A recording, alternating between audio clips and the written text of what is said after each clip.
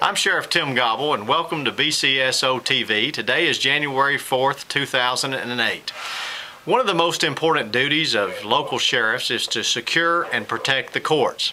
In Bradley County, we currently have as many as 13 different courts operating. Some of them are civil courts, some of them are criminal courts, some of them are drug courts, environmental court, and others.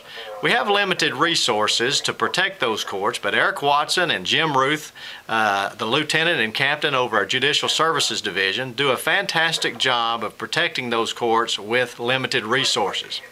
In today's world, one of the most important things that we need to do is to secure those courts. With courthouse shootings across the nation, recently in Atlanta and Tyler, Texas, where someone went into a courtroom there with an AK-47 and shot up the courts and killed 4 different people, it's important that we address this issue.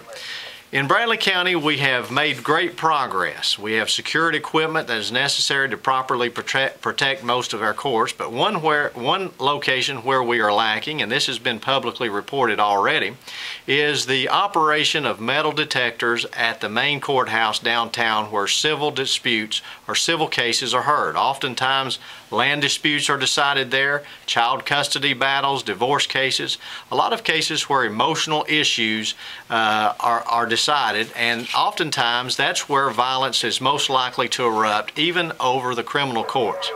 Channel 9 News has brought attention to the problem there. The grand jury report has also brought attention to it, as well as the Court Security Committee.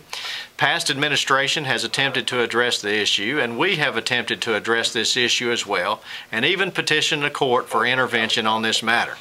Hopefully, we'll be able to obtain the personnel to operate metal detectors at the downtown courthouse in the near future, and I'm asking the County Commission to work with us in that area. Those who serve in the courts, those who work and come and are summoned to serve on juries, deserve to be protected and to have some assurance that unauthorized weapons are not being brought into the courtroom. So that's all for now. I hope you'll tune in next week, and remember, when we say protect and serve, we mean it.